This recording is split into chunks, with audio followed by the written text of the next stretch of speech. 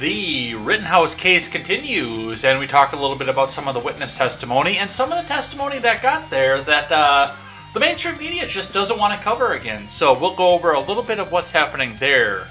In other news, Democrats look into what happened with the Youngkin race and why the Phil Murphy, not the Youngkin case, but the Youngkin race rather, and why the Phil Murphy race was so close. And they decide that it's time to go even harder on their agenda. So we'll talk just a bit about that.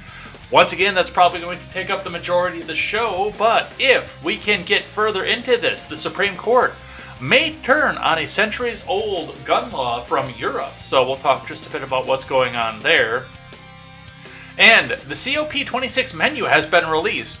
And for people who hate methane farts from cows, man, there sure is a lot of beef on this menu. It is going to be all this and more. Let's go, Brandon. I am Jay Edgar, and this is Contemporary.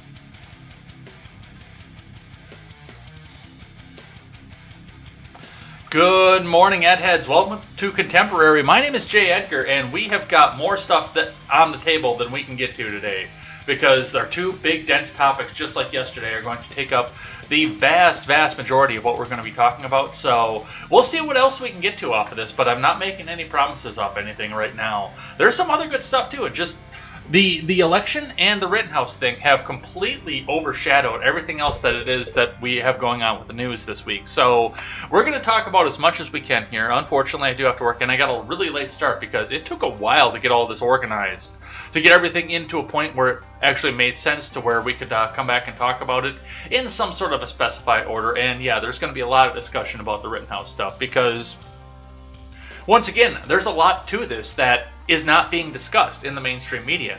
I mean, if you just do nothing but read mainstream media on this case, don't watch any video, don't watch any testimony, don't watch anything else off of this, you would think that this kid is getting the chair because he maliciously, frothing and foaming at the mouth, went up behind Mr. Rosenbaum, who was kneeling on the ground, and shot him execution style. That's the way that the mainstream media actually has this reported. So we'll talk just a bit about there and what went on with this. But I mean,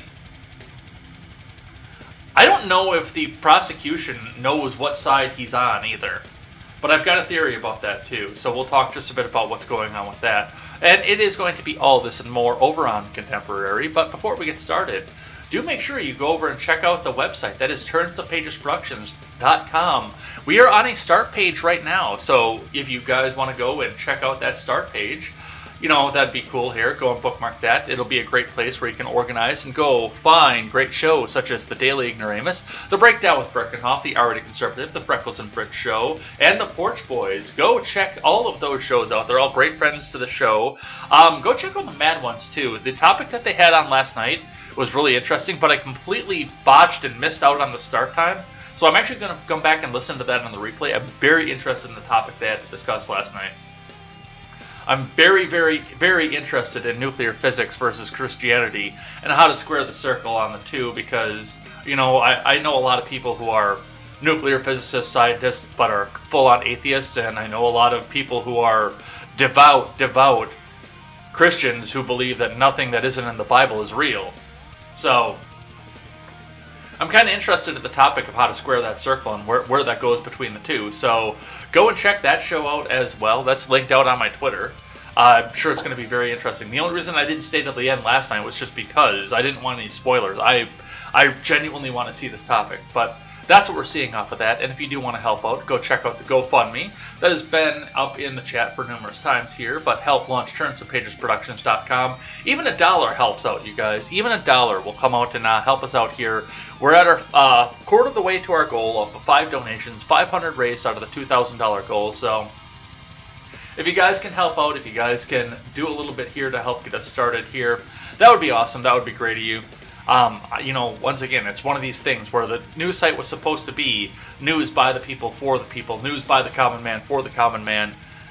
And if I had the $2,000 to just drop on something like this, I would, but I'd also feel like I'd be completely dishonest because, I'm one of these people where I'm giving you news from the common man because I don't just have $2,000 sitting in the bank like a lot of people don't anymore. That's not a common thing anymore. So if you guys want to help out, that's awesome of you guys. If you don't, I still want you guys to go check out the website. I still want to build this for you. So go and check that out. If you do donate and you're not anonymous, like many of our donors have been, you will get a special thank you on the front page as well. So go and check that out. That is awesome of you. And let's get into the news. Starting in with the finance.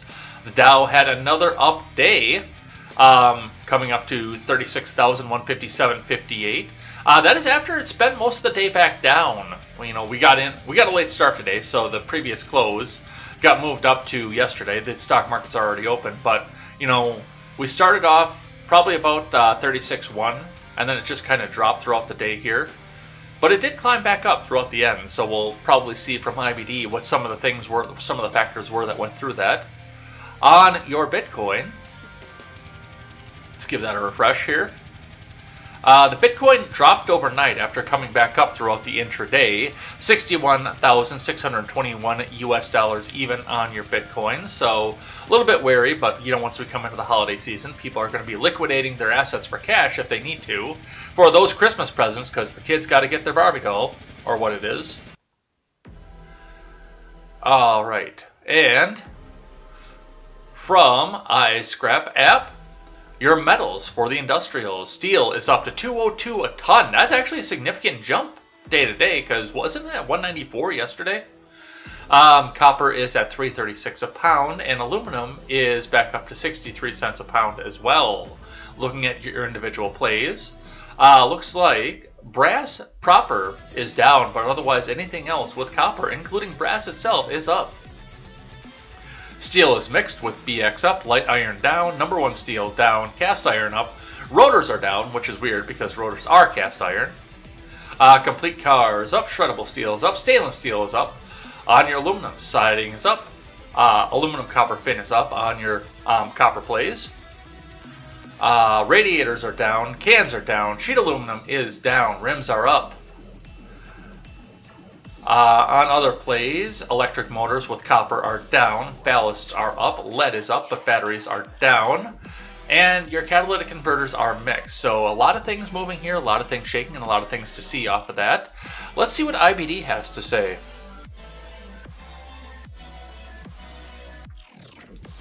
Dow Jones futures market rally at record highs, but this risk returns. Tesla keeps rising. Dow Jones futures tilted lower early Thursday, while the S&P 500 futures and NASDAQ futures rose slightly. The stock market rally rose to record highs Wednesday after a long-awaited Fed decision to taper bond buys. Tesla rallied to a new all-time high in Wednesday's session. Tesla kept moving in Thursday's pre-market as EV plays advanced. Meanwhile, Apple, Google parent Alphabet, and ASML, that is not ASMR, are setting up near buy points. The market rally is looking strong with broad strength, but there are some signs that the NASDAQ, which has rallied for 8 straight sessions, is close to being extended. On your earnings, lithium giant Albemarle, Booking Holdings, Roku, MGM Resorts, and Revolve were among the notable earnings reports after the close. Advertisements continue to pop across the screen and bring us back up to the top of the article. Albemarle Holdings beat views, pushing ALB stock higher, further out of the buy range. Lithium peer Leibt reports on Thursday. Booking.com. Booking.yeah. I remember that ad campaign, and I haven't had network television in 4 years, and I remember that campaign. Network television's lame, but I remember that ad campaign. Do they still even use that, by the way? Do they even advertise for Booking.com on TV anymore? Booking.yeah. Signaling a possible BKNG stock breakout, Expedia and Airbnb rose slightly on Booking.com results, nearing buy points ahead of their earnings on Thursday. MGM modestly beat views. MGM stock is pointing to a new high, clearing another shelf and offering at least an add-on buy opportunity. Revolve earnings beat, but Revolve stock fell modestly after popping to a closing high, and the edge of a buy area. Roku stock tumbled as revenue missed and Roku user growth fell short. Guidance was also disappointing. Meanwhile, Etsy and HubSpot fell modestly in pre-market trade. Tandem Diabetes and SunPower, notable losers, in addition to Revolve and Roku stock. Yeah, I wonder why in this particular time of year, solar power would be dropping in stock because, hey, there isn't a lot of sun going on right now.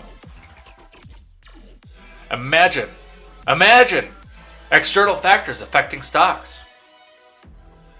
Tesla and Google are on the IBD leaderboard. Google stock is on Swing Trader. Google and ASML, not ASMR, stock are on the IBD long-term leaders. Google stock is on the IBD 50. The long-awaited Fed decision came Wednesday with policymakers agreeing to begin scaling back asset purchases. The actual Fed taper will likely start in mid-November. The $120 billion in monthly purchases, $80 billion in monthly Treasury purchases, and $40 billion in government-backed mortgage securities will drop to zero by mid-2022.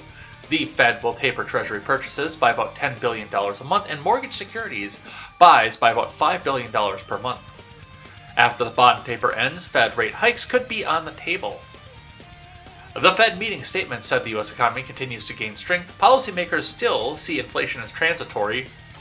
Okay. But hedged a little bit out on that front. After the Fed meeting announcement, Jerome Powell said he expects higher inflation to persist well into 2022. Dude, that's not transitory. A full year of inflation is not transitory. But start to cool by quarter 2 or quarter 3. On your futures, Dow futures were slightly below fair value. S&P 500 futures climbed 0.1% rather. NASDAQ 100 futures rose 0.4%, with Tesla contributing to both. The 10-year Treasury yield fell 1 basis point to 1.57 after topping 1.6% overnight. Crude oil futures rose 2% after Wednesday's sharp drop.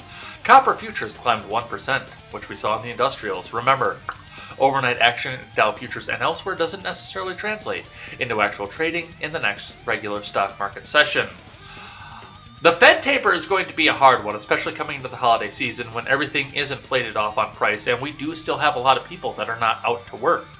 We have a lot of people who have decided either to stay out of the workforce or to get onto some other form of unemployment. That workforce bounce back, it's not happening the way that people think that it is. And I still see the help wanted signs everywhere. Everywhere. And granted, there are some people that were in a McDonald's position that have gotten out into a better job right now. But, I mean, drivers, they're still begging for people. I think I might have something lined up for my buddy Saint. I don't know, I've got to talk to somebody here before I can make a confirmation on that. Or, you know, a lot of stuff to go with, a lot of stuff to see. There is a lot of stuff moving here right now, but yeah, I don't think that the Fed taper, I don't think it's ready for that yet, even though I know that we need it because inflation is going out of control.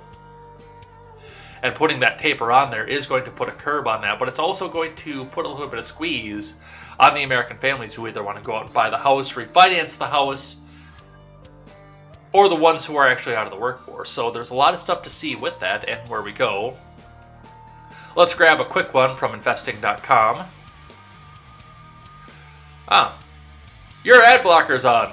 We can't show you this article. Let's not watch a quick one from investing.com. Let's get right into the big news of the day. And before we get started, I had to see it, so you had to see it. Claire Foster, MD, says, "This is the size hole an AR-15 makes. Tell me again why you need this with a 30-round clip to hunt." And as Austin, Texas points out correctly, now that's a glory hole. That ain't no hole that came from an AR-15 going into what looks to be a steel or stainless steel bathroom stall wall, especially with the duct tape back up around it. Yeah, no, that's not what that is.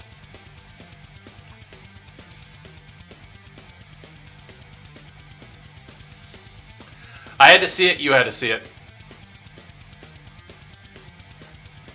But getting into the regular news here, we are going to start here with a tweet from Posobiec. Breaking Human Events Daily has obtained never-before-seen FBI footage of the Kyle Rittenhouse shooting. So let's actually watch and see what this was. So just to set the stage, one of the things that was revealed during the detective testimony yesterday, which I watched almost in full, was the fact that the FBI was doing some sort of surveillance overhead with thermal cameras, which I'm actually not surprised by. I don't know why they didn't have more people on the ground or anything else like that. That might have been a specific holdback, and we'll talk just a bit about that too, by the way. I've got an op-ed from outside the Kenosha News to talk a bit about some of the people who were involved in the decision-making for Kenosha here, but I mean, the feds were involved in this, even though they weren't down on the ground until the day after that fateful shooting. And apparently this will show us convincingly that Rittenhouse is evil, that he killed. So let's watch and see what this looks like.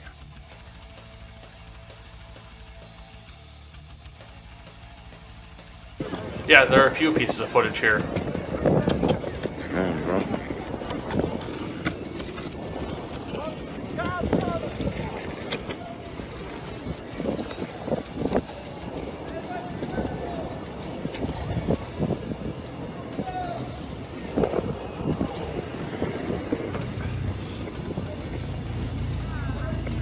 Trailer.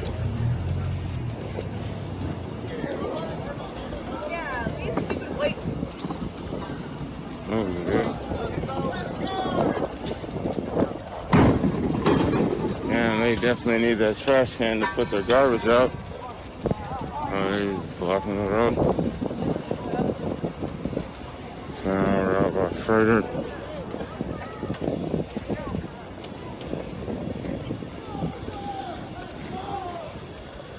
So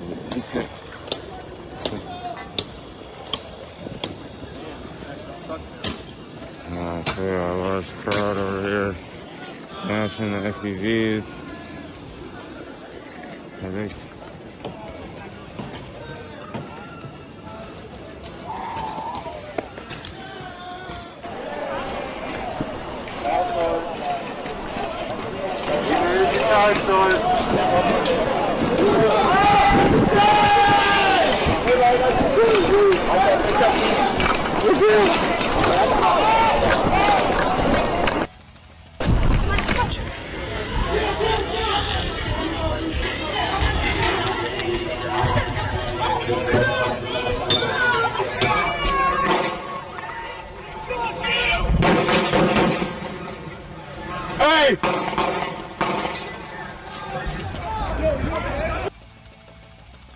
Alright, so there are a couple clips out of that I just want to point out and show.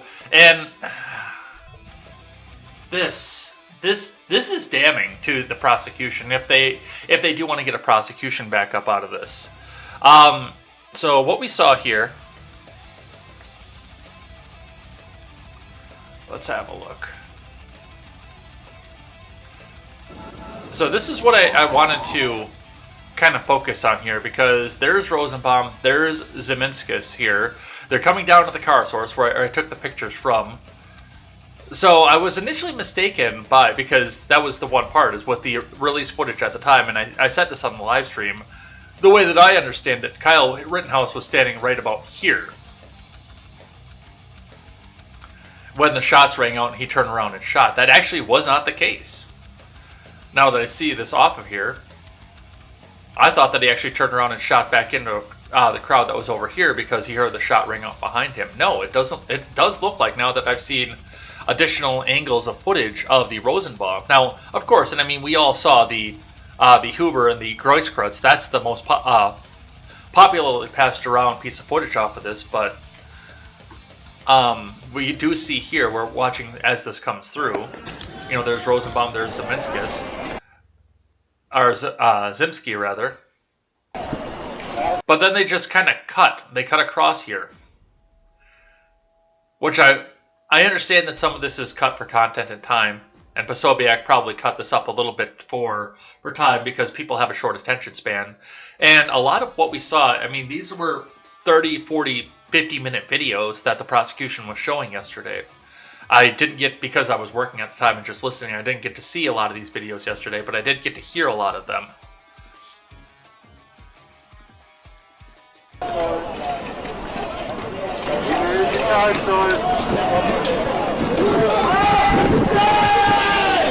But yeah, there's Rittenhouse already running.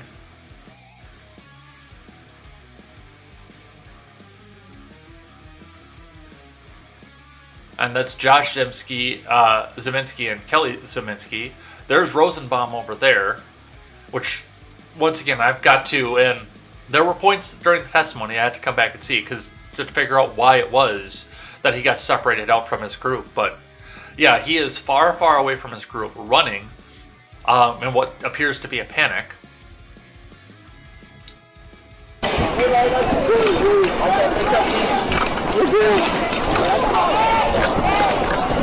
There he's confronted by Zeminski and Kelly Zeminski, which Josh Zeminski was the one who fired the gun first. He was the first shot. He fired that while Rosenbaum was chasing down Rittenhouse. Back down into a corner. And there goes Rosenbaum now after Rittenhouse over there. Throws the bag, as usual.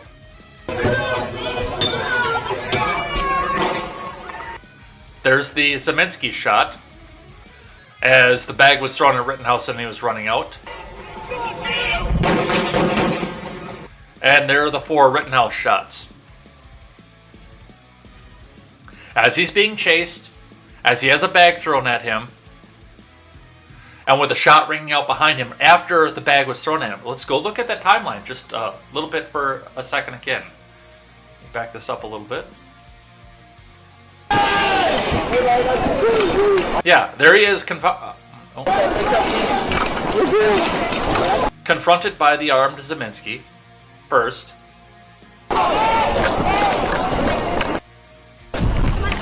Rosenbaum comes up behind him.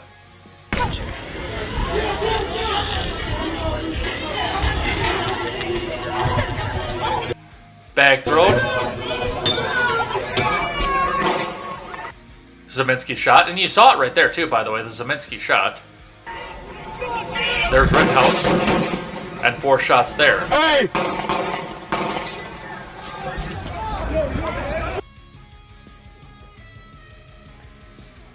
No, Zeminski was not, as far as I could see, a Rittenhouse friend.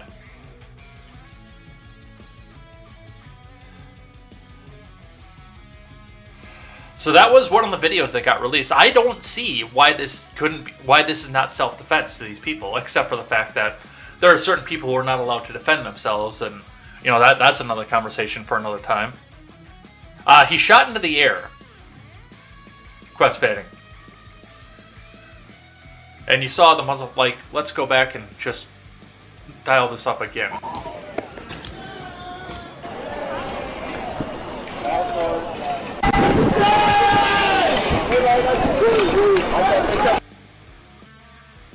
But I mean, Kyle is sitting out here screaming, friendly, friendly, friendly. He's trying to be a medic. And all of the video that the prosecution showed yesterday showed him being a medic. Like, he's walking into these areas. Medic! Medic! Does anybody need medical attention? Because there was a lot of unrest and riot coming down here. But and I've been focusing on the NVG, the thermal shot of this, the thermal playing off of this. But I do want to just replay this out one more time and look at some of the other cells.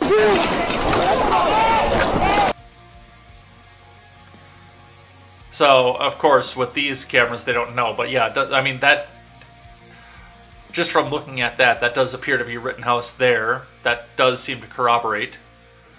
And then the Zeminskis over here. And Rosenbaum coming up behind the cars to get in and put Rittenhouse into a pincer movement almost. Yep, they're trying to trap him in.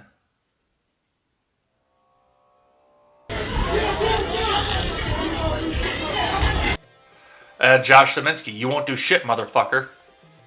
There goes Kyle running. He's running. He's in fear of his life. There's the bag gets thrown.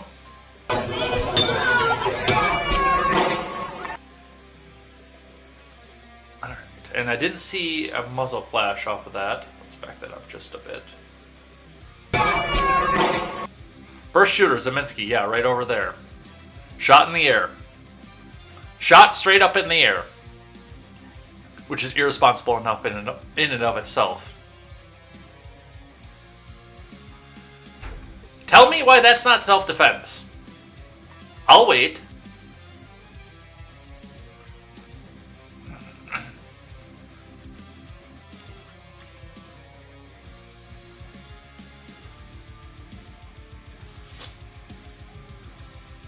I will wait and see why this isn't self-defense. Because I can't see any reason in the world why this isn't. In spite of the fact that, yes, he took a gun downtown underage. And that's what a lot of people are coming out and trying to tell us that too. They, oh, the fact that he committed another crime and he brought a gun means that that he isn't allowed to do self-defense. And that's just not the case. His life was in, by his perception, an immediate threat.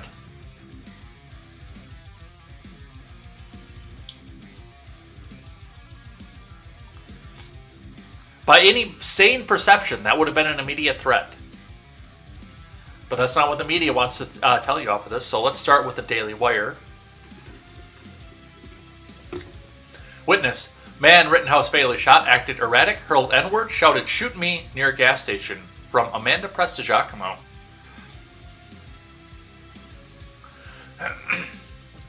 Social media influencer Corey Washington testified during the Kyle Rittenhouse trial on Wednesday, confirming that he had seen videos of Rosenbaum, a man fatally shot by Rittenhouse, hurling the N-word and yelling, "Shoot me," near a Kenosha gas station on the night of August 25th, 2020. He didn't just say, "Shoot me." Do you think Susan's watching? Do you think I can get away with that one?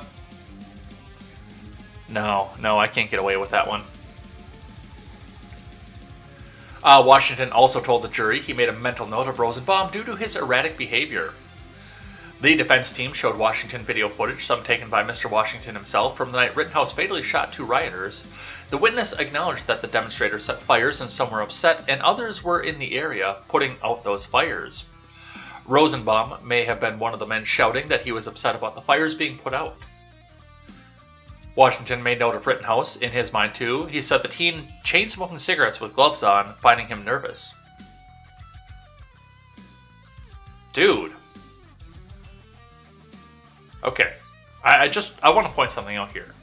I was there. And I was there during the day. And I was nervous.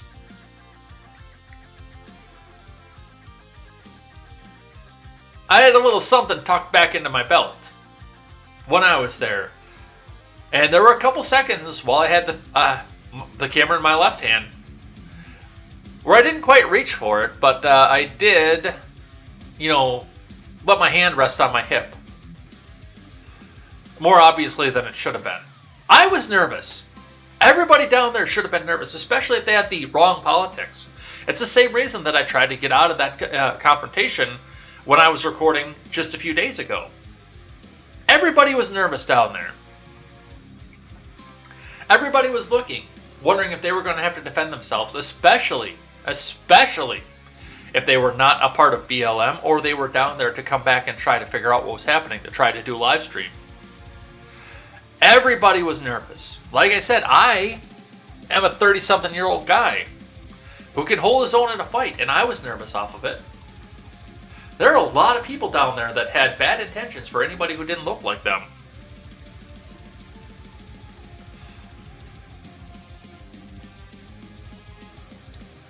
Rittenhouse stood out because he seemed young, Washington said, and didn't know what was going on. He seemed nervous in the situation. I guess a lot of people were nervous, Washington added. It's not a slight at Rittenhouse, it's just a mental note that I took. As highlighted by the Daily Wire, the prosecution during pretrial made note of Rosenbaum's alleged poor behavior on the night of the incident, attempting to illustrate that there's no factual commonality between his prior alleged actions and the shooting. Mr. Rosenbaum started fires that night, the prosecution said. While that has nothing to do with the allegation that he chased after Mr. Rittenhouse and tried to physically attack him, arsonist or alleged arsonist, has nothing to do with an alleged physical assault. There is an allegation that Mr. Rosenbaum was shouting racial slurs. That has nothing to do with the physical assault. No, it doesn't. Let's back up and look at this again. You've got a kid who is being chased by someone who just got out of the psych ward that is, by the way, right across the street over here. If you're looking at this and using this as the map, let me scroll up because there isn't enough room here for this, but if this is the car lot that this happened in, Rosenbaum was in the hospital that was right here at about the line above where Posobiec's name shows up, on a suicide watch the night before, after getting kicked out of his old lady's place.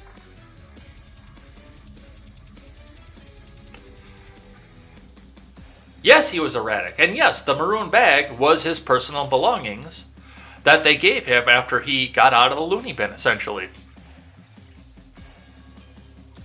But Kyle was cornered into this area, within these cars right here.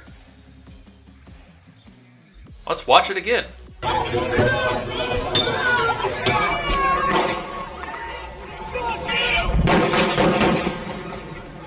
Hey!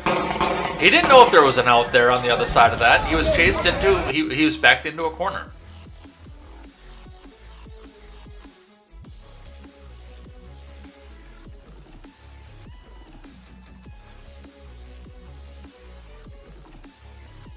It seems that the prosecution is trying to extinguish the narrative that Rosenbaum is a bad guy, which has been circulating in news reports since the fatal shooting. For example, Rosenbaum's criminal history and alleged sexual abuse of minors surfaced online after the riot.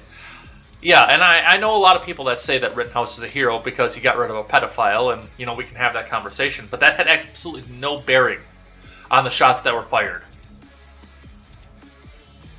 And the only reason that that's even, like, I wouldn't have brought that up at all, except for the meme that Rosenbaum died doing what he loved, chasing after a child.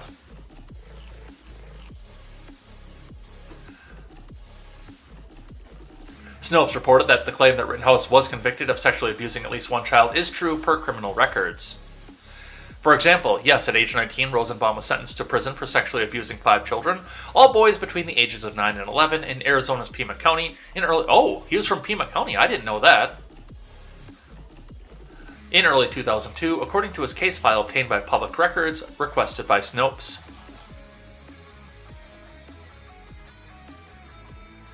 The document said Rosenbaum was temporarily living with the boy's parents after his mother had kicked him out for disobeying the rules about a month earlier. Over the course of a weeks-long stay, Rosenbaum molested the boys, showed them porn, and performed oral sex on them, among the other offenses. The document showed he was sentenced to prison for roughly 15 years. Authorities believed at the time his risk to recidivate was a great concern to the community, considering the victim's gender and age. Let us note here the records included an interview with Rosenbaum in which he said his stepfather sexually abused him and his brother on an almost daily basis when he was a preteen. Right, and once again, that has no bearing on what just happened over here. That has absolutely no bearing on the shots. What that has a bearing on was, yes, past activity, but Rittenhouse had no way of knowing that it was a pedophile that was chasing him. All he knew is that somebody, being erratic, shouting, "Shoot me, N-word," was after him, threw something at him, and then a shot rang out behind him. That's what he knew in that moment. Unless he was specifically acquainted with Rosenbaum. That's the other thing. But that's what we're getting out of the Daily Wire for that. From Fox 6. Rittenhouse trial. Witness speaks after testimony. From Aaron Mabin.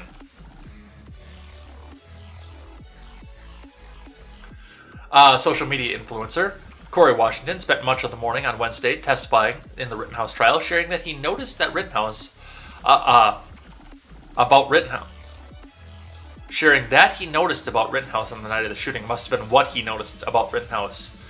Shortly after Washington stepped down from the stand, he talked with Fox 6 News about the testimony. The events that took place, no one that is an actual active member of the community wanted to see any of that happen, said Washington. Video captured by Washington the night of the deadly shooting shows Rittenhouse running through the frame and carrying a fire extinguisher. The jury closely watched what he captured. I just hope everyone, it's not just the jury, but everyone in general, just kind of like really takes the time to think about the situation and critically think about the situation and stay true to themselves, said Washington. Washington shared his assessment of the trial. Really, it comes down to a situation where I suppose people's ideologies kind of clash in a situation here, in my opinion. They probably shouldn't have, said Washington. 3 days in, people remain drawn to the trial. I'm here to sit and stand in solidarity with the victims, the people Kyle Rittenhouse murdered, said Alexandria Wilburn. The defense says Rittenhouse acted in self-defense.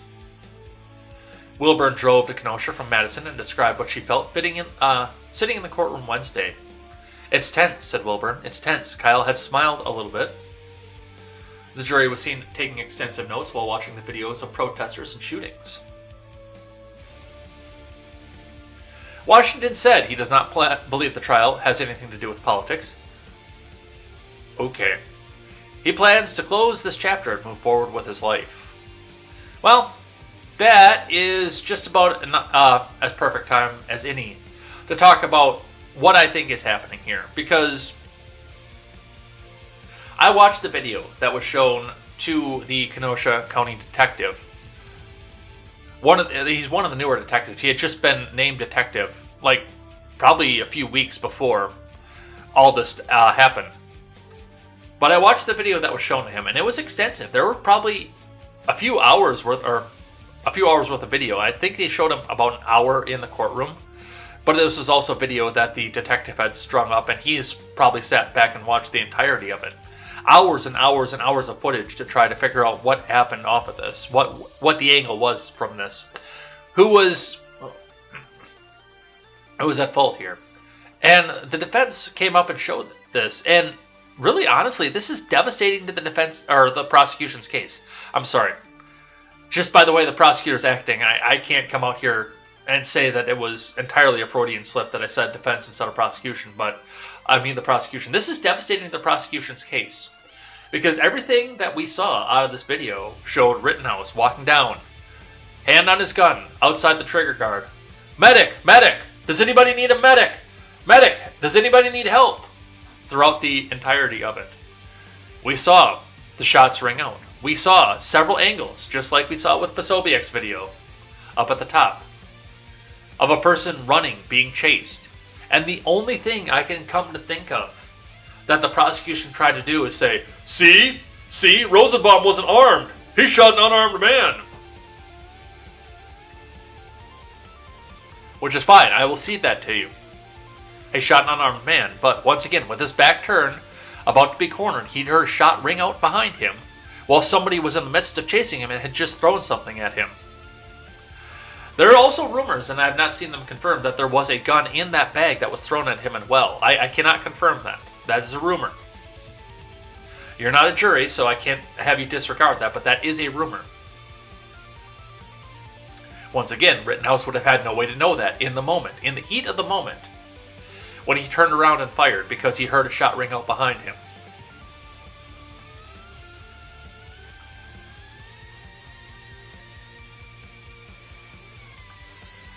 But I look at this, and I have to wonder, just given what the opening statement said, because the opening statement was like a gift-wrapped present to the defense, the prosecution's opening statement. And then this hour of testimony that they did with the detective.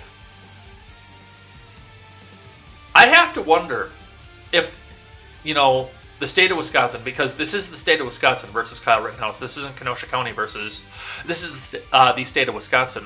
I do have to wonder at some point if this is a political thing.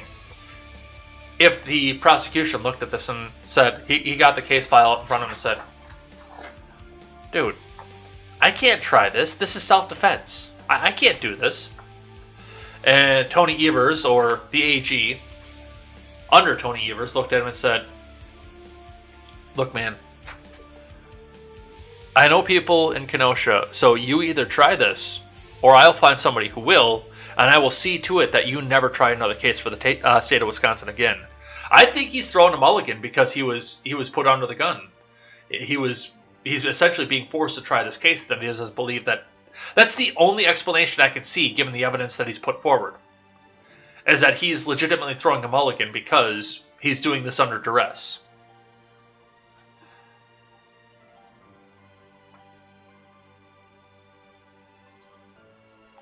So, that's where we get off of that. From the Chicago Tribune. Kyle Rittenhouse judge stops proceedings, fumes about media criticism.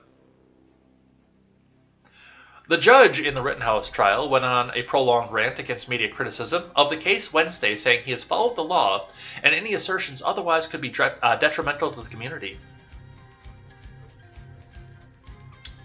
Kenosha County Circuit Judge Bruce Schrader began his unusual soliloquy by referencing a recent media report that called the case the most divisive trial in the country. Yes, let's just all forget that the Chauvin trial existed. Schrader, the longest-serving circuit judge in Wisconsin, has frequently criticized the media during the case, but he rarely acknowledges the trial's larger significance. By the way, I was mistaken because the public defender that I had when I was 18, there's no way he's old enough to be Schrader. It must have been a different Schrader. But I know the public defender I had when I was 18 was named Schrader. I thought that this was the same guy. Anything that undermines public confidence in what happens here is very important, Schrader said. It's important for this town, it's important for this country, to have people have confidence in the results of this trial, whatever it is, and I don't care what it is, but people have to be confident.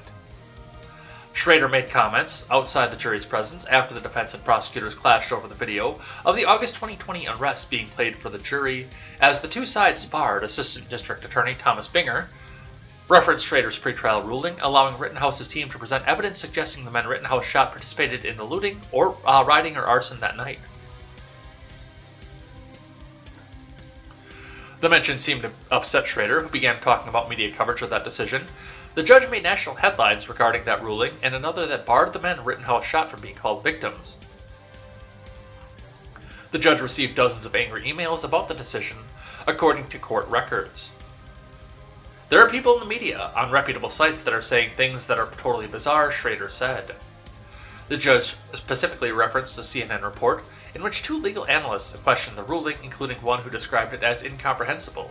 According to CNN.com, legal analyst Ariva Martin made the comment legal analyst Jeffrey Toobin put his penis away, and then referenced this, who Schrader specifically singled out, called it a really unnecessary and unfortunate beginning to this really important case. That's our rule, Schrader said. It's the law. And yeah, Styx actually went into a long soliloquy about this on one of his videos right after this happened. Because that's not, that's not an uncommon thing, especially in a case where self-defense is on the table. To call a person a victim prejudices the jury and makes them seem like they're completely innocent of anything in the case, rather than putting the possibility that they were indeed the aggressors.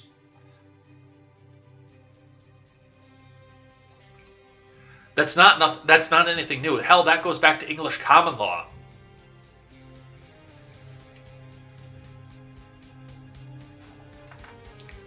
And I'm sure that Schrader is feeling the heat off of this too.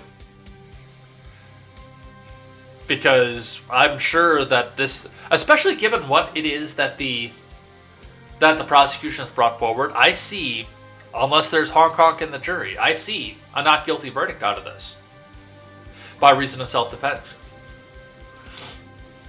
I see him walking off of this just by the evidence that's been put forward. I see him walking off of this. And all eyes in the country are going to be on Schrader because of it. Because of his rule that you can't call them victims.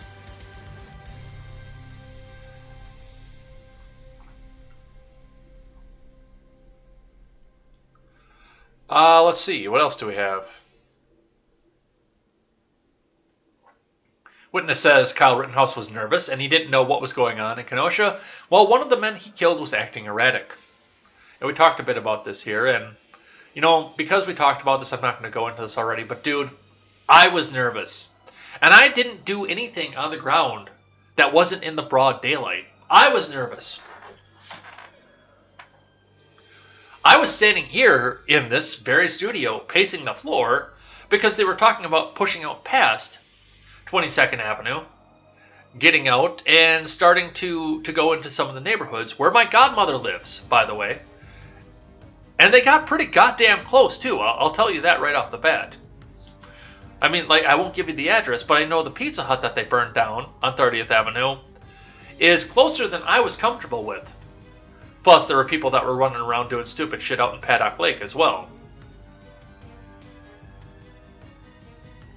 I was nervous. I talked to Seawall on this, as, you know, it went out because I streamed out the police recording from that night, or not the police recording, but the, what the fuck was it? The police scanner. I streamed out the police scanner for that night. I was one of the first people to break the Rittenhouse shooting, but not a lot of people watched this channel at the time. I streamed that out on DLive.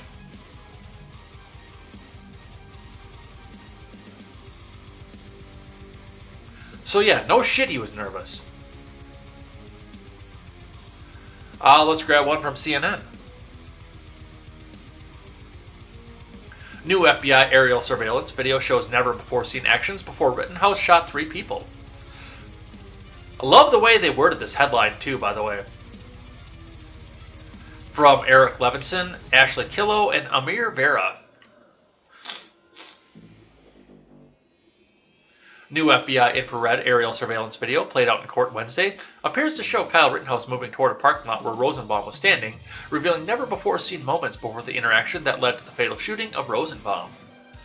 The video is the first piece of evidence, showing what took place before a previously known video of Rosenbaum chasing Rittenhouse moments before he was shot.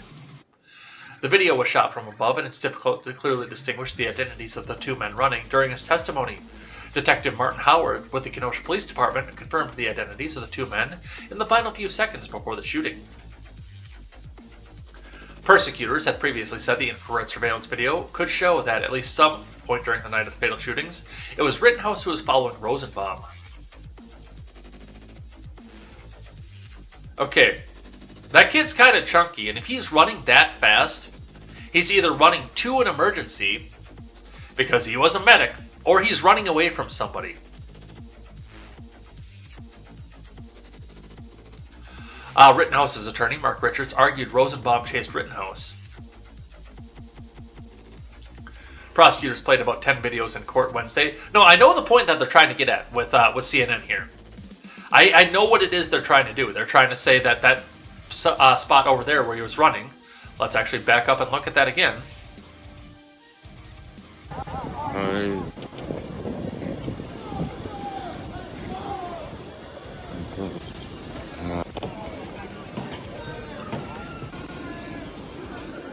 Yep, there's Zeminskis running toward.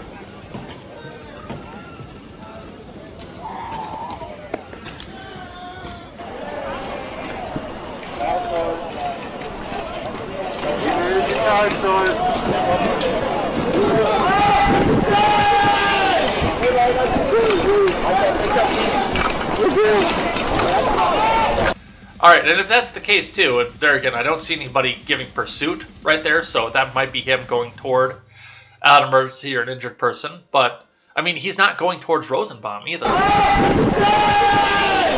He's following the Zeminskis, who both have guns. Rosenbaum is going off in a completely other direction, and then comes around and does the pincer movement with him.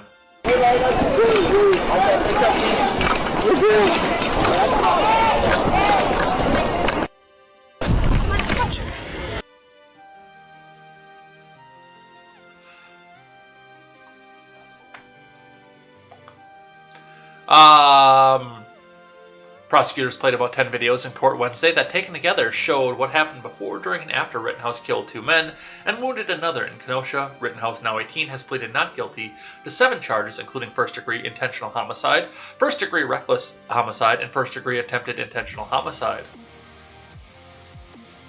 In opening statements, the prosecution said evidence would show that Rittenhouse chased down and fatally shot Rosenbaum, 36, and then shot at 3 other people who tried to confront what they believed was an active shooter.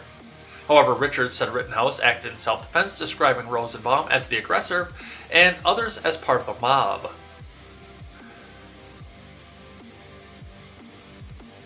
Most of the facts of what happened that night are not up for debate. Rather, the heart of the trial is the analysis of Rittenhouse's actions and whether they can be considered reasonable.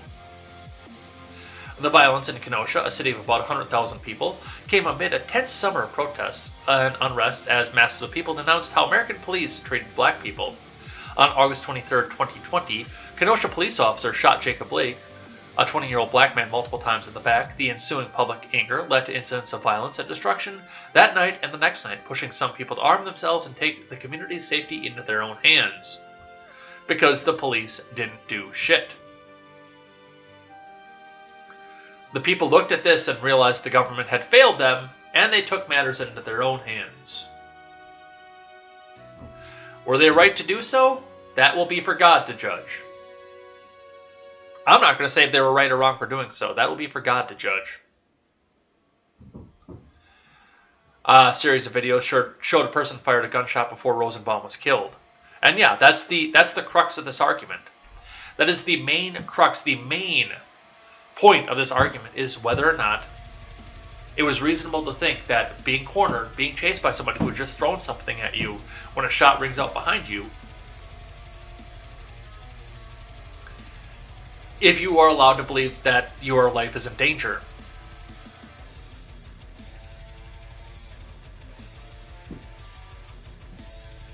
We will see. But also, we've got to give the meme credit where credit is due. Our friend Katie Zed put this one out here because I listened to that big testimony. I said, the prosecution knows what side he's on, right? And Katie Zed puts out the meme here of Judge Schrader. Mr. Prosecutor, I said, make your case, not the defendant's case.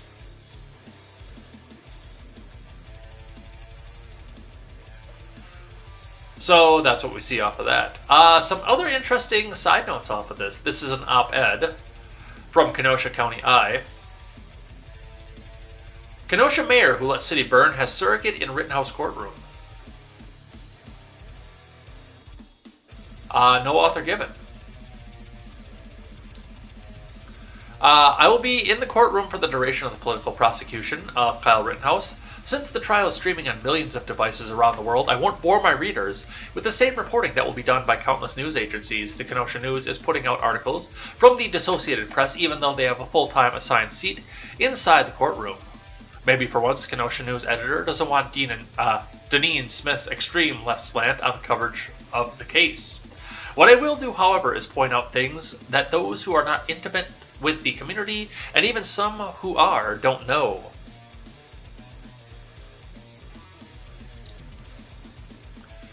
Kenosha Mayor Joan has been mayor since 2016 and was elected in 2020 for his 6th term until 2024.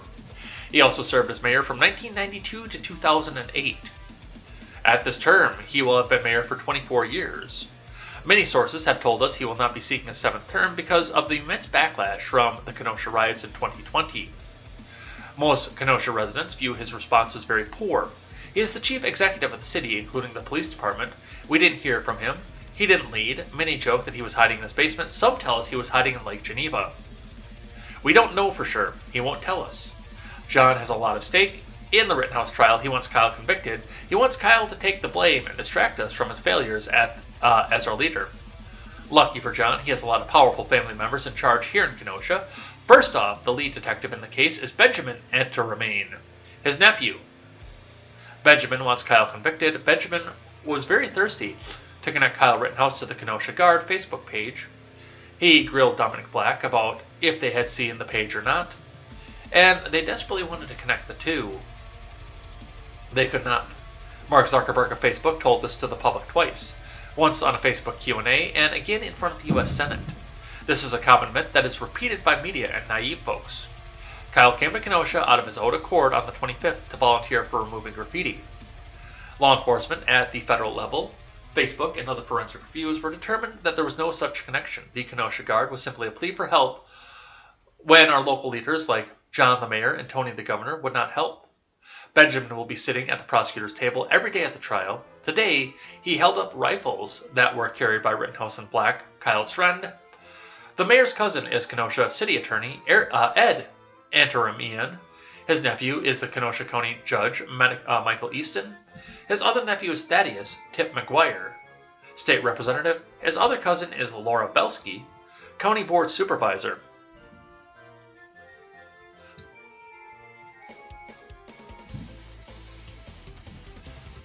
Let's see.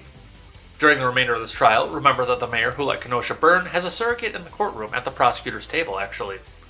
Kyle is David, and the state of Wisconsin, with all their resources, is Goliath. The only thing that gives Kyle a fair and likely shot to win is the generosity of strangers that donated money to his defense.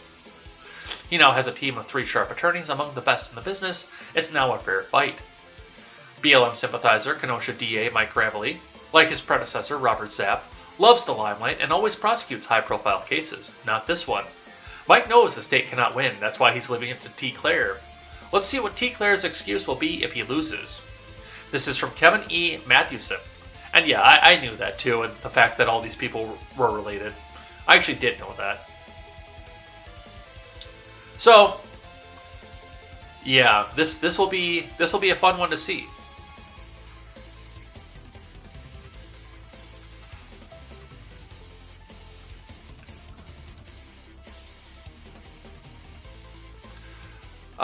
Let's shift gears then, and let's move off the Rittenhouse stuff for a little bit in the time that we have left.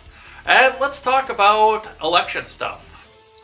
Bill Murphy has prevailed in a close race in New Jersey, CNN projects, from Gregory Krieg and MJ Lee.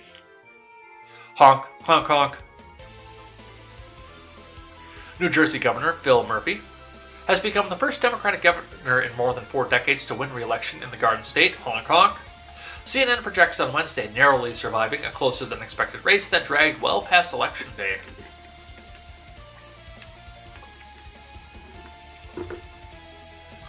Murphy's victory over the Republican nominee, Jack Ciattarelli, albeit slim, defied the state's trend of voting in the party out of the White House in its off-year gubernatorial contest, Virginia. The only other with odd-year gubernatorial elections held to that historical pattern on Tuesday, electing Republican Glenn Youngkin in a resounding blow to Democrats who made recent gains in the state.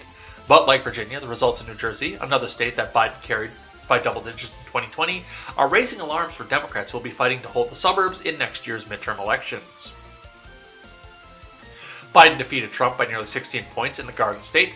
Polling in the gubernatorial race had suggested that the race results could be narrower, but as Tuesday night progressed, it became clear that Murphy had dramatically underperformed the president despite having more positive approval ratings in the state than the president.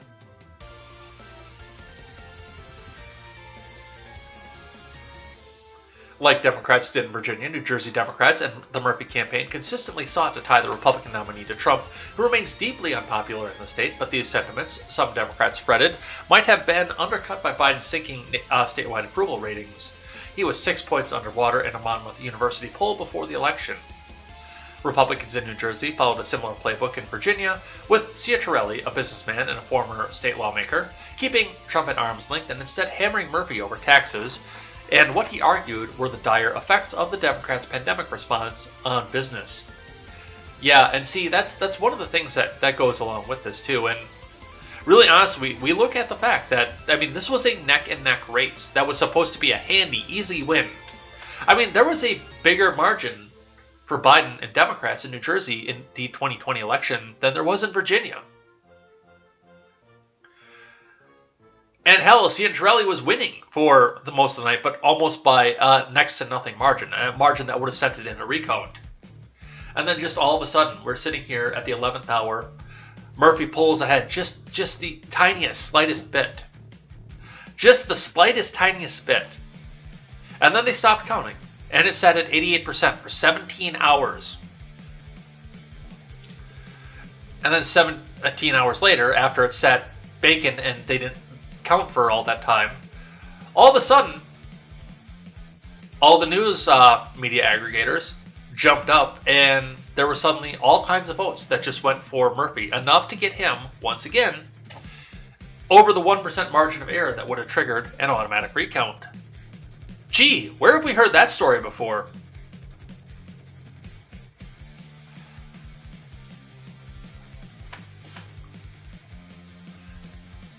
But, I mean, I don't know if we're allowed to say the F word about this particular election, but I will say that it really does look like there was some honk that went along with this one.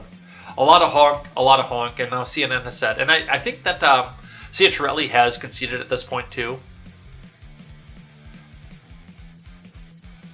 So New Jersey survives, but again, given the fact that the polls were showing this was supposed to be a double-digit win for Ciattarelli, it's time to go do some introspective. But they're not doing the kind of introspective I think they need to do. Ciattarelli campaign reacts to AP decision. Irresponsible to call the vote this early for Murphy. From Rachel Lee over at Fox News. Excuse me. The Ciattarelli campaign criticized the Associated Press for calling the New Jersey gubernatorial race, arguing that it was irresponsible to make the call this early in the counting. With the candidates separated by a fraction of a percent out of 2.4 million ballots cast, it's irresponsible of the media to make this call when the New Jersey Secretary of State doesn't even know how many ballots are left to be counted, said Ciattarelli campaign communications director Stammy Williams on Twitter on Wednesday.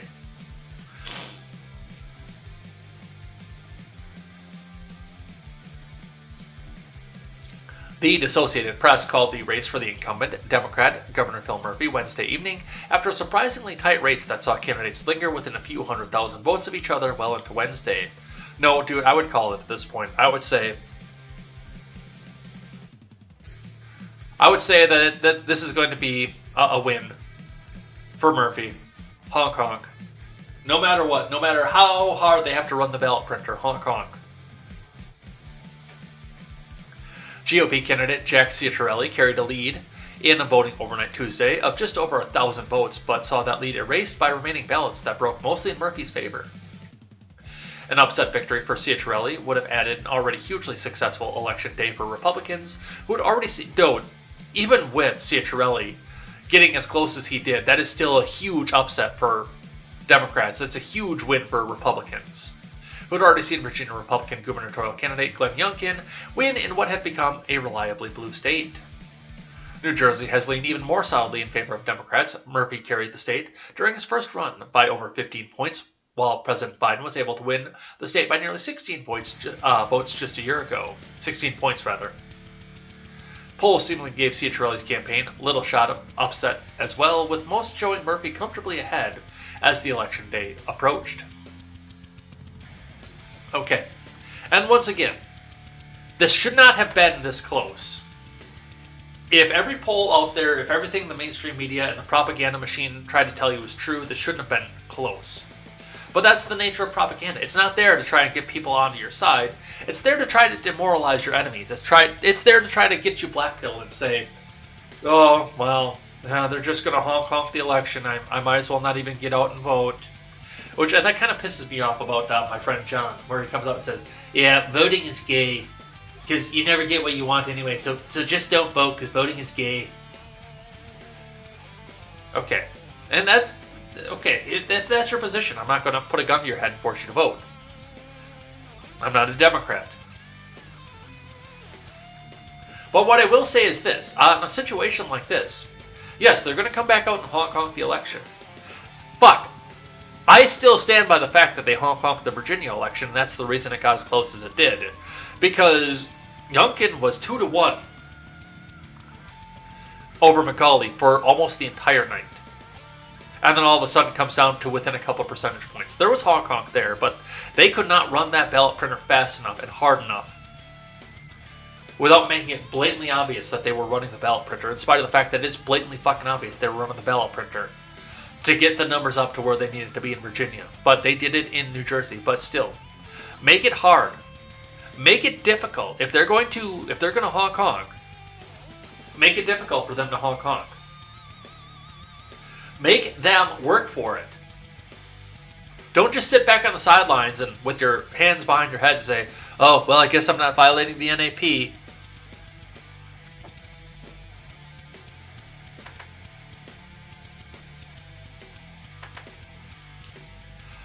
But that's a way out coming out of that. Let's grab one from our friends over at NPR. Stung by election results, moderate Dems want to hit the gas on the infrastructure bill. From Claudia Grisales. And remember, our currency is becoming more worthless, so you need to donate more money to NPR because they need to spread their communist ideas all around the country. So make sure you hit that big red donate button, or we will remind you as you get closer to the bottom of the article. NPR. It's not your money, it's our money, comrade. National Progressive Radio. Let's see what they have to say.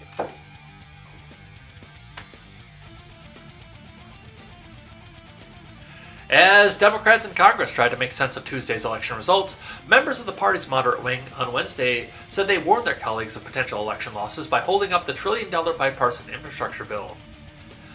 The Democrat losses in Virginia and elsewhere were especially poignant for Tim Kaine and Mark Warner, both former Democratic governors and now senators. They say they issued warnings to their colleagues. Mark and I told the caucus that this would happen if we didn't act promptly, and it has in fact happened, Kaine told reporters. Mark and I told the caucus that this would happen if we... I repeated this paragraph. Kaine said the Democrats blew the timing by not passing the bipartisan legislation sooner.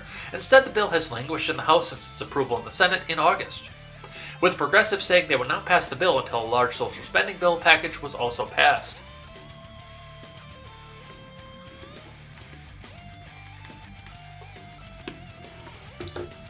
Now Kaine, Warner, and other Democrats are using the setback to push the House Democrats to finally get the legislation across the finish line and to the president's desk.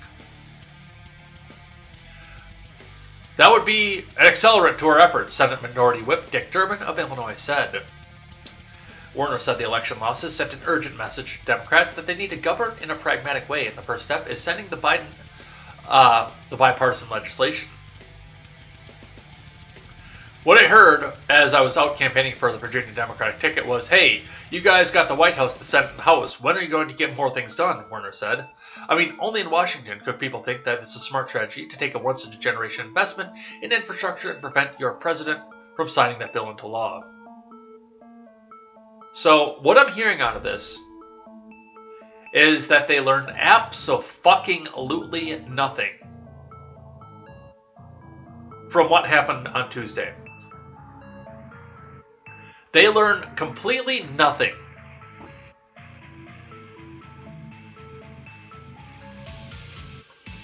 Oh, we got widely rejected because our spending is out of control and our inflation is through the roof. Hey, let's go spend more money.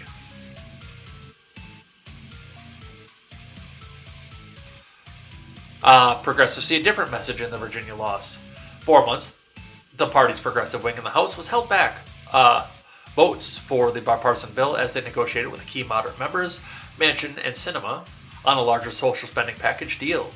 But even as the blame game played out across the Democratic Party on Capitol Hill on Wednesday, progressives rejected talk that the infrastructure bill would have made a difference in Tuesday's results in Virginia.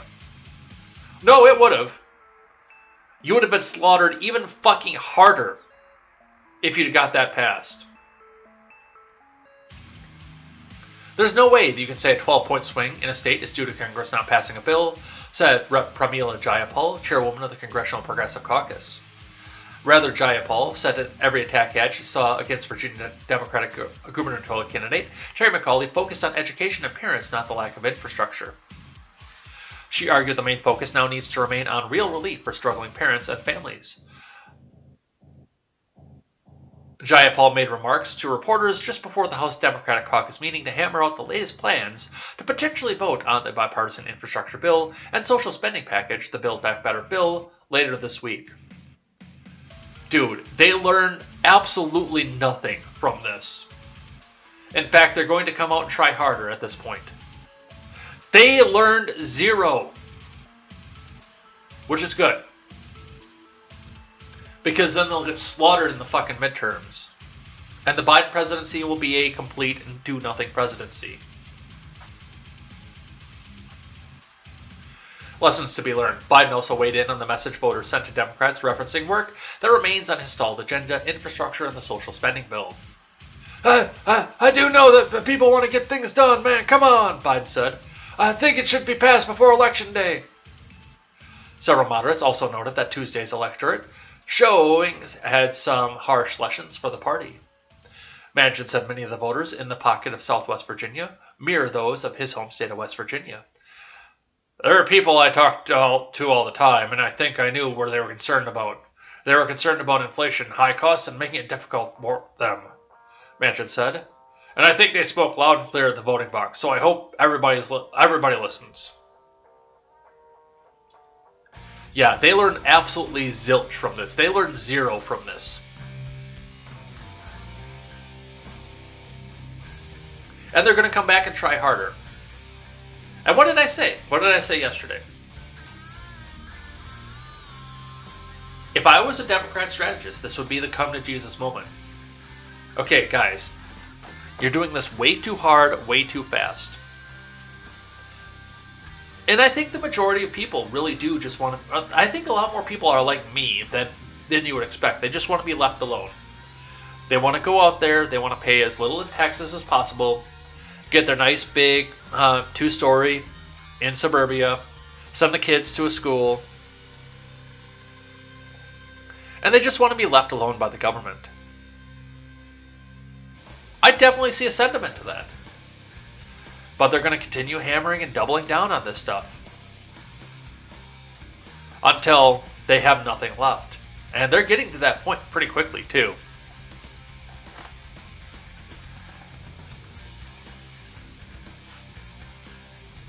My butt's been wiped!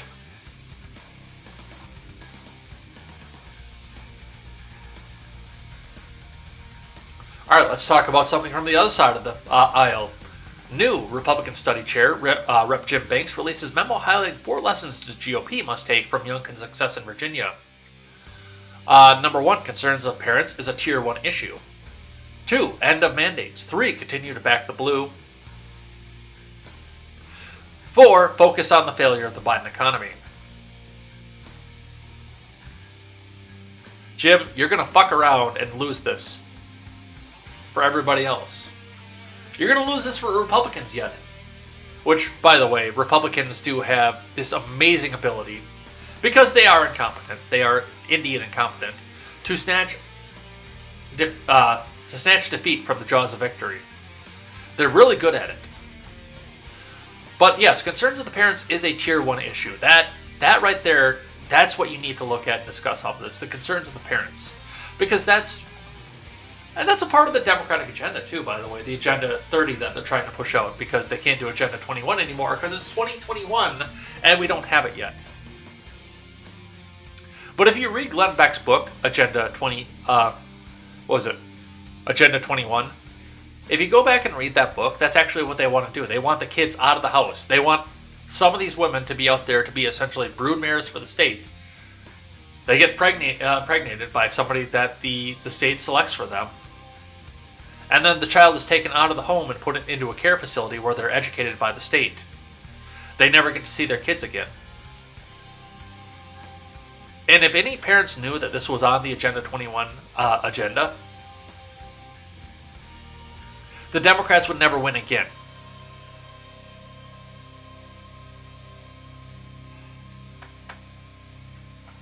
Concerns of your parents should always be a Tier 1 issue, no matter what it is. That's where that's where Macaulay fucked himself, by the way. But I do think that there was a wider pushback to the Biden agenda too, because they are trying to do too much too fast. Democrats going to become a dirty word if they keep up going the way that they're going. And I'm here for that, by the way.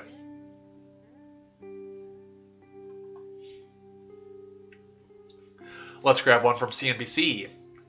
Virginia election sees highest turnout in recent history, fueling Glenn Youngkin's victory. From Annika Kim Constantino. I love the key points off of this from CNBC, the top one. Glenn Youngkin, a wealthy businessman, flipped the Virginia governorship to Republican control. Yeah, that's what they should be focusing on. A billionaire is the governor.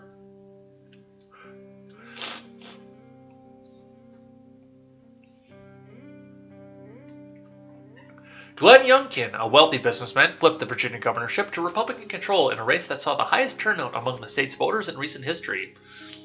Polls closed at 7 p.m. on Tuesday.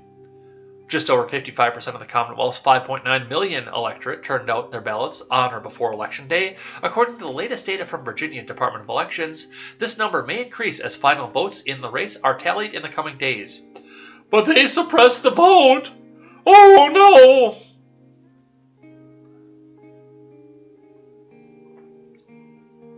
An estimated 99% of the expected vote has been tabulated, with Youngkin staying 50.7% of the votes, while his Democratic opponent, former Governor Terry McAuliffe, got 48.3% according to NBC's projections. This is all Princess's fault. You remember, there was another candidate that was running there that named Princess, and I think she got not quite enough to cover the spread. Voter turnout this year is higher than it was in Virginia's 2017 gubernatorial election, which saw 47.6% of the state, nearly 5.5 million electorate cast their ballots. This year's turnout is also higher than any other gubernatorial election in the state since at least 1997. Allergies are so fun.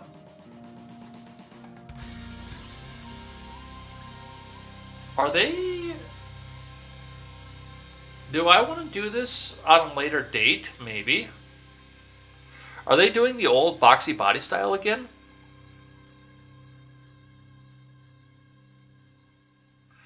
Well, we'll talk about that, because I'm interested in that.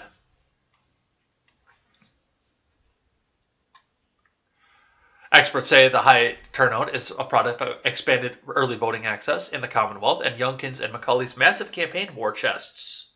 Early voting in Virginia hit a record high. At least 1,137,656 voters submitted early ballots by pre-election day. Voting deadline on October 30th, according to data from the Democratic data firm TargetSmart. This is nearly 6 times the early voting turnout in 2017.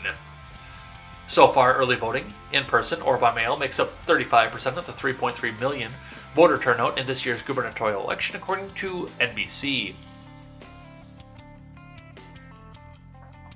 Virginia permanently enshrined early voting options after temporarily implementing them in 2020 when the pinko-fucking-pox cases spiked across the U.S. Ralph Northam, who Youngkin will succeed, signed legislation into law April 2020 that allowed registered Virginia voters to request absentee ballots without reason and vote 45 days prior to an election day. These early voting options went into effect during the November presidential election later that year. Prior to the 2020 election, early voting in Virginia lasted for 7 days and required an excuse. Which it should, by the way. Even though this race went the way that I wanted to see it go, it should. It should still.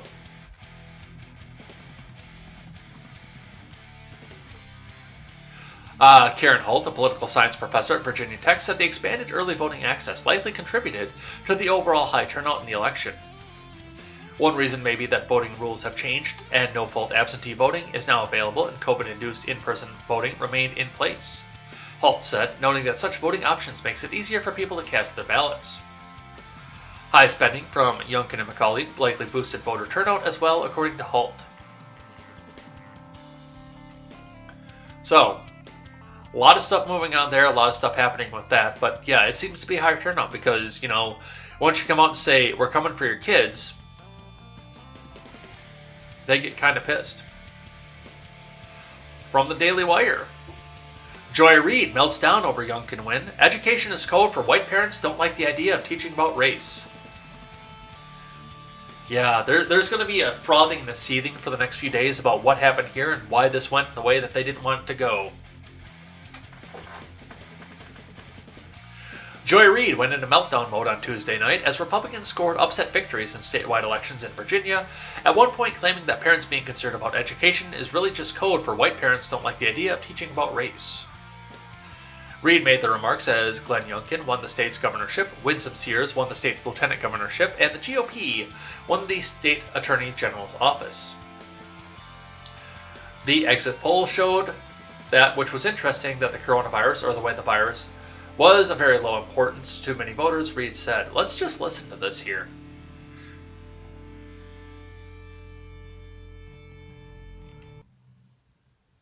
And the exit poll showed that which was interesting, that the coronavirus, or that the virus, was a very has low was not salience. importance to many of the voters there. It was education, which is code for white parents don't like the idea of teaching about race. And I mean, unfortunately, race is just the most palpable tool in the toolkit. It used to be of the Democratic Party back in the day when they were Dixiecrats, and now of the Republican Party. It just is powerful. I don't disagree with that, but I also think that, you know, the other thing that happens here is just the thermostatic public opinion, which is a term coined by a political scientist.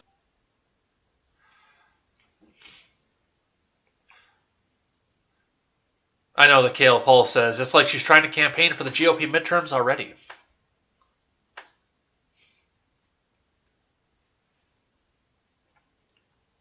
During another portion of NBC's election coverage, Reid said that Republicans were dangerous and a threat to U.S. national security.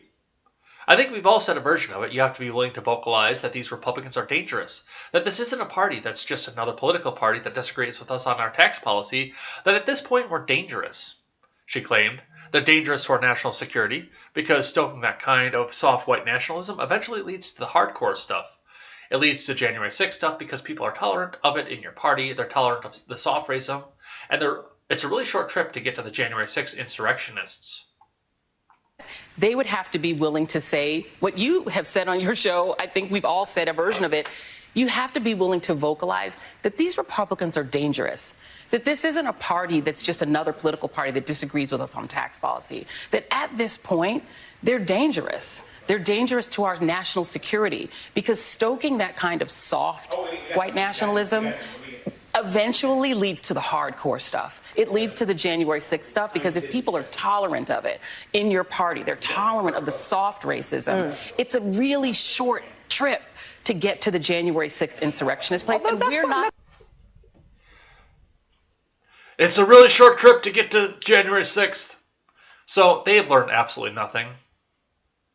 It takes the exhausted, voter who wants to vote on what is fundamentally a racist idea, right? That you cannot teach the truth about Thomas Jefferson. You must give encomiums to Thomas Jefferson in school. Otherwise, that's critical race theory. If you even talk about enslavement, that's critical race theory. Anything that makes a white parent uncomfortable is critical race theory. And you're absolutely right. He's been very subtle and very slick. That Toni Morrison ad was too much of a blunt hammer. But everything he did up to then, I totally agree with you. He's found a way to launder a pretty racist trope, this idea that we cannot talk about America's history because it hurts my feelings.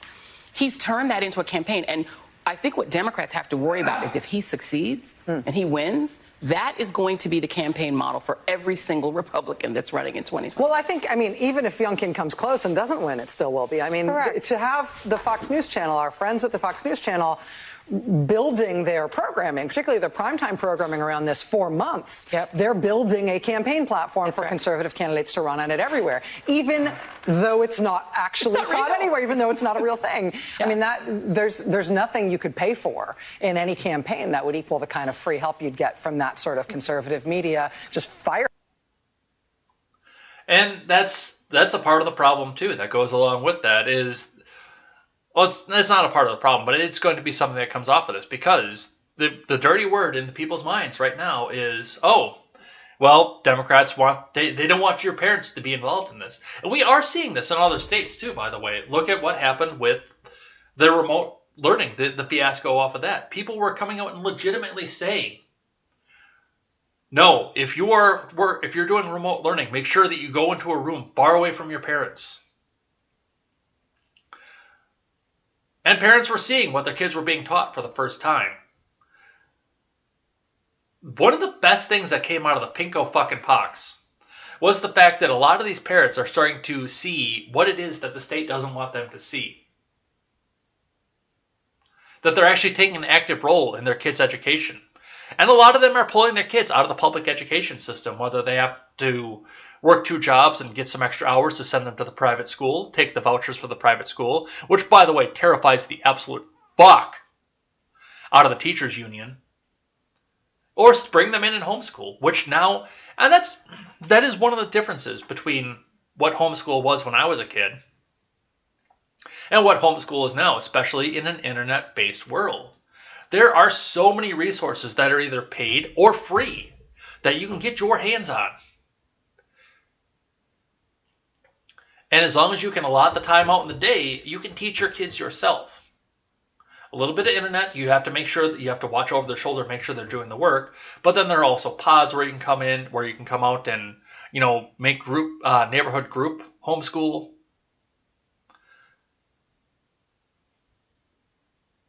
There are materials there that we never imagined in the 90s. There is just so much more resource for this. You don't need to depend on the state. You don't. And that terrifies people like Joy Reid and Rachel Maddow. All right, let's talk about some of the other soft racism that's going here. And by the way, I believe, literally your mom, Kristen over on Twitter, got double featured on this one based on the Sears race. So congratulate her when you see her for being double featured on the show.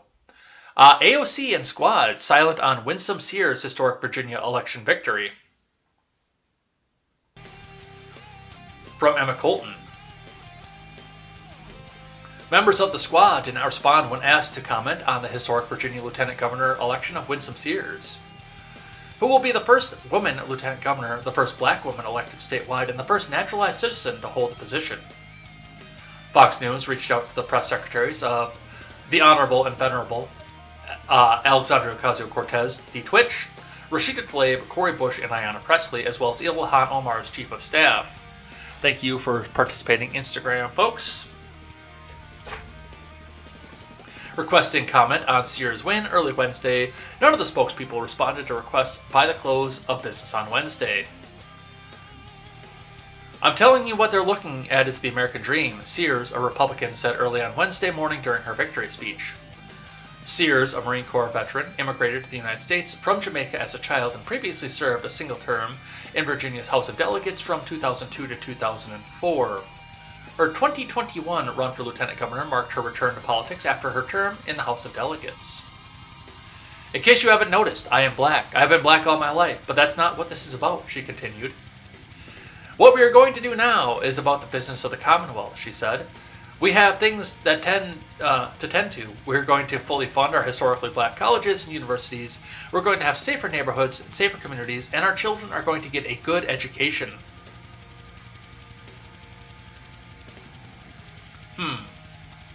You would think that that Cortez and Tlaib and all these people would be proud.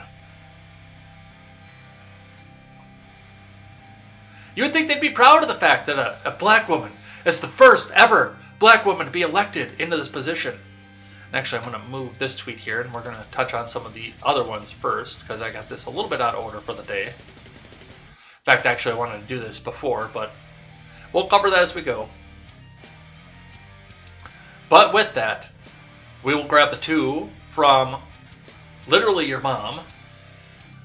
First, why would @outspoken, which is @out5p0ken, protect her tweets? I don't know. Maybe it's because she put this tweet out here.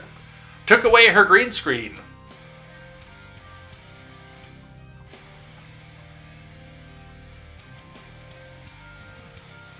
And now the tweets are protected.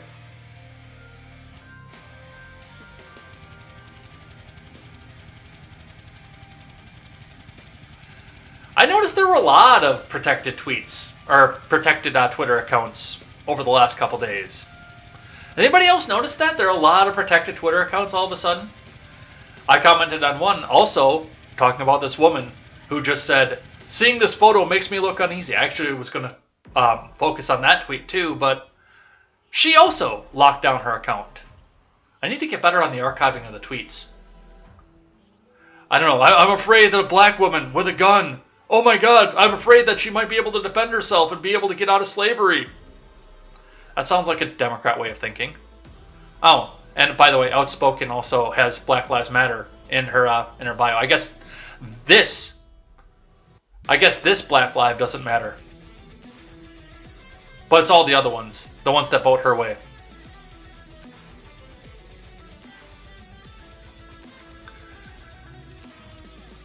All right. And the other one from our friend over here, All I can do is laugh as they change the facts to make Biden look innocent. Retweeting out what Paul Krugman had to say. One issue that seems to have influenced voters Tuesday was the price of gasoline, over which Biden has no control. Here's the U.S. gas prices, the world price of oil, divided by 42 to make it a price per gallon. Which is understandable. I understand that. And a lot of people are coming out saying, oh, well, presidents don't have control over the gas prices. They don't directly have control over the gas prices. This is true. And this was a common myth that came around about Bush, too, that people like Paul Krugman were putting out about Bush, that he was directly in control of the gas prices. He wasn't. But he was in control of policy, especially starting a war in Iraq, that severed trade lines, that made gas less available, that indirectly affected the gas prices. And it's the same thing with Biden. First day, shut down the pipeline that made it easy to get oil to refineries from Alaska. Now, yes, that pump, those oil pumps in Alaska are still pumping the oil. We are still getting oil from our pumps. But now it has to come by truck or by train, which incurs additional fuel, additional oil for lubrication, and additional hours for operators.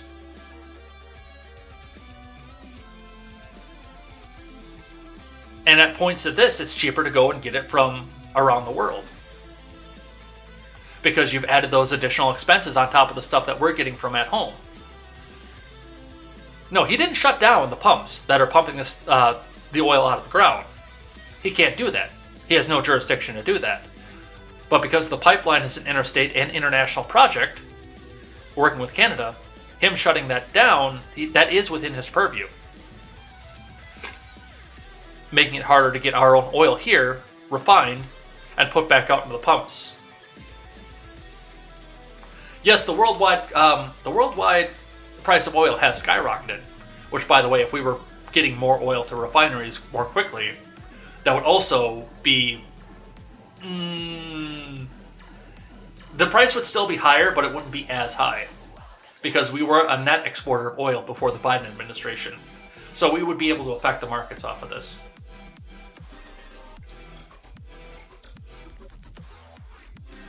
Alright, let's keep going here. From the Daily Wire, Republican Winsome Sears campaign account goes viral, trolling Kamala. A prominent campaign account for Republican Winsome Sears, who defeated Democrat Hala Ayala for lieutenant governor in Virginia, swiftly trolled Vice President Kamala Harris on Wednesday.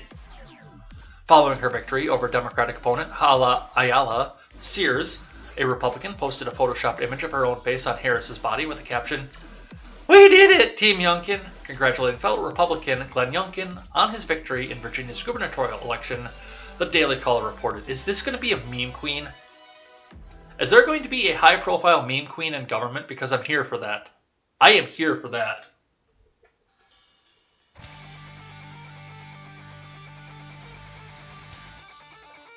It is unclear if Sears is manning the account herself, but Win with Winsome has been reposted by Sears' personal account, which is cited on her Instagram website as recently as Tuesday.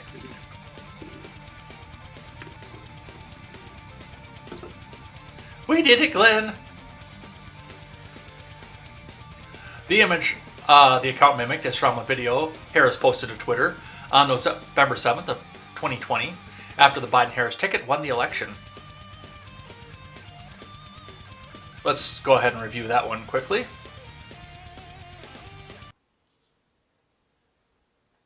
We did it, Joan.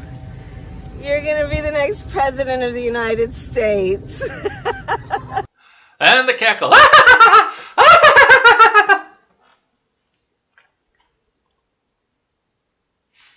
In a follow-up tweet, the Sears account posted, "Being told from many new followers that I'm based, need to be caught up on the new lingo, but I'm guessing this is a compliment? My supporters are just as based. Love to all, and thanks to helping us reach 10,000. Hashtag based winsome."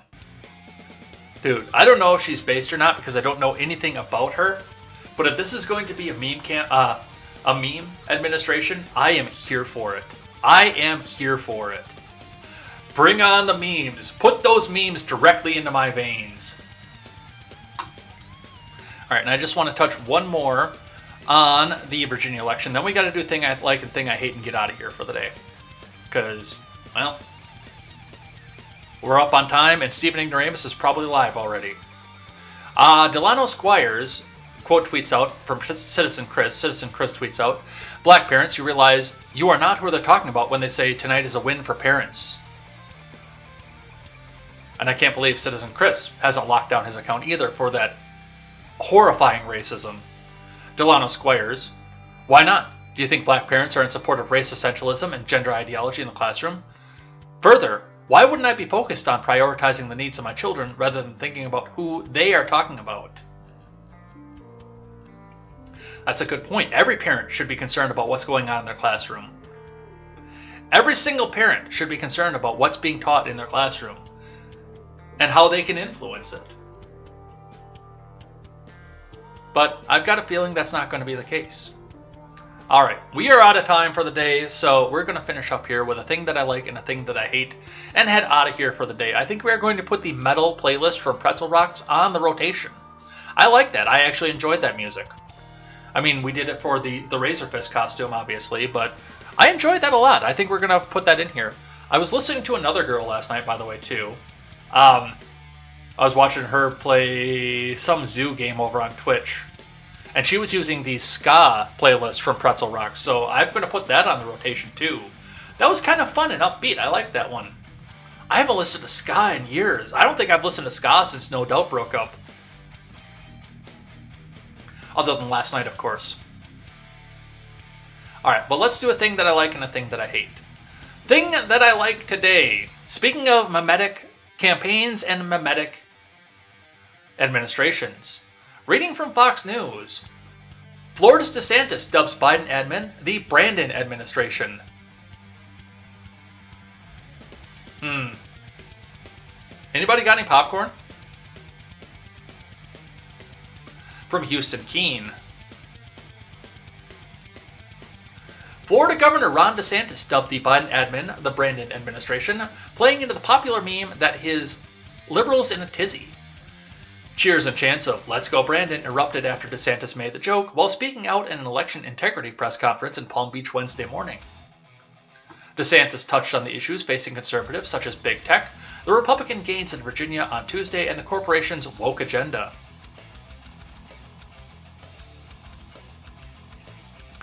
If you look at all the things that were going on, you see big tech, you see corporate media, although they weren't too happy with Virginia last night, DeSantis said.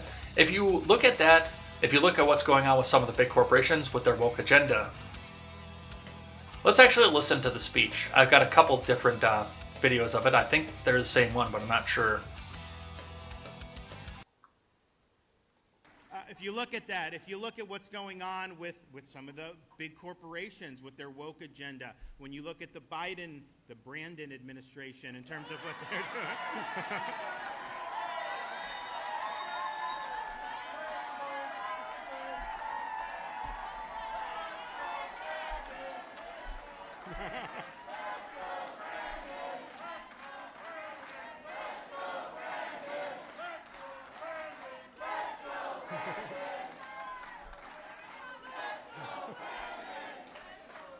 You know, I don't even know, like, do you know how that started? Like, it was, and like, you know, you have the media, they're hand-wringing over this, but, you know, it was at a NASCAR race, and they're doing an interview with a driver, I guess his name. Okay, you can come back after 10 minutes. You can think about what you've done, and you can come back after 10 minutes. You're going dangerously onto the edge of hate speech and hate speech that incites violence, so think about what you've done. You can come back in 10 minutes. Name was Brandon, and the crowd starts chanting very colorful language about Joe Biden, and it was obvious that they were doing, and you know, it is what it is. First of all, they said way worse about Trump for 4 years. We know that. But so they're chanting this, and so you have a reporter from NBC who knows that's what they're saying, and she's trying to cover for Biden, so she says, yeah, they're chanting, "Let's go Brandon."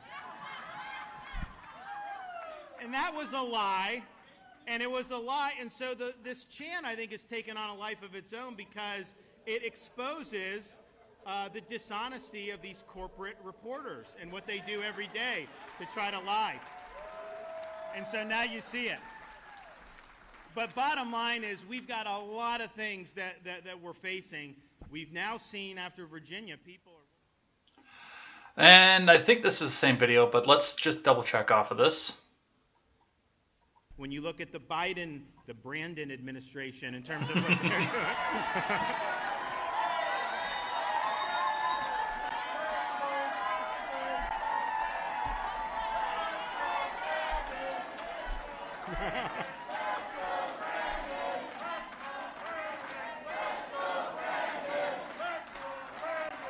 When you look at the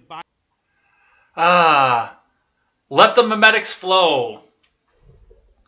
Because the government isn't really good for anything else. Let's be completely honest about this. The government sucks at everything. But if they can make a few memes and make people laugh, it keeps them from doing horrible evils that the government tends to do. So, let's go, Brandon. Now for a thing that I hate.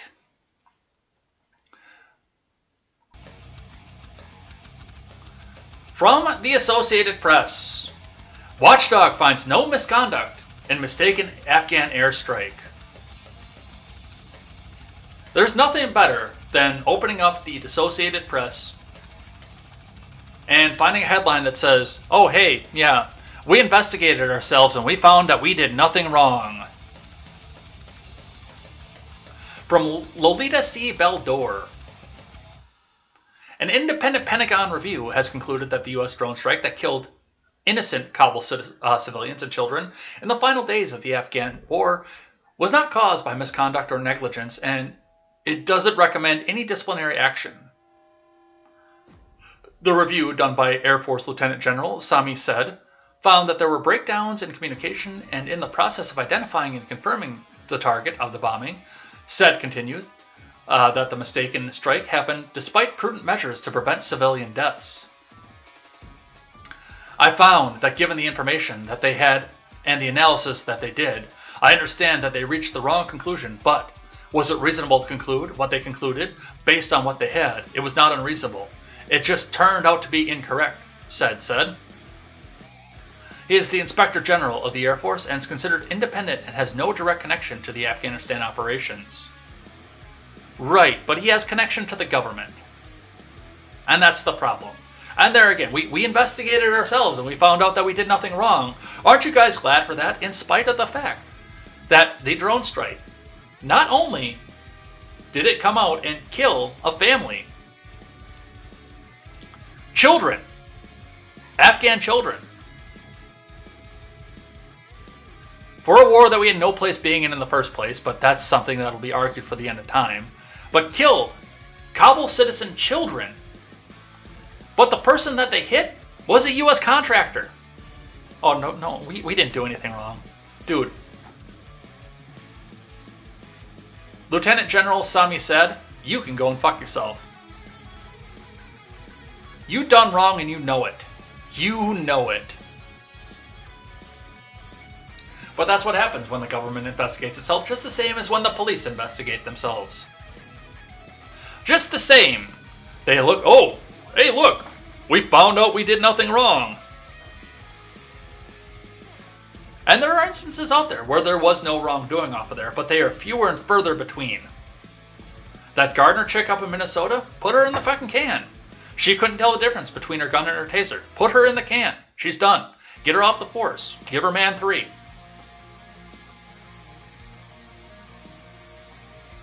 She did wrong. They investigated themselves and they actually did find that she did something wrong, but she did wrong. But this whole, yeah, we investigated ourselves. Is there not a third party something that can come back and investigate this that doesn't involve being in the government? Is there nothing out there, or is it just the government forever is going to investigate themselves? Alright. That is it. We're done. We're out of here. Let's change up the track and let's go.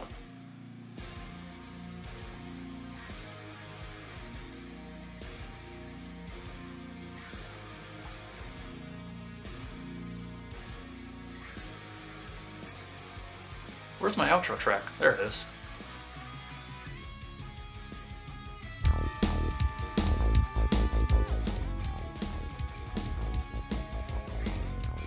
Alright, so thanks everybody who came by and chatted in the live chat. The lurkers, the listeners, the detractors, you're always welcome here too. That's why you didn't get banned, because you're still welcome here. Absolutely, come back.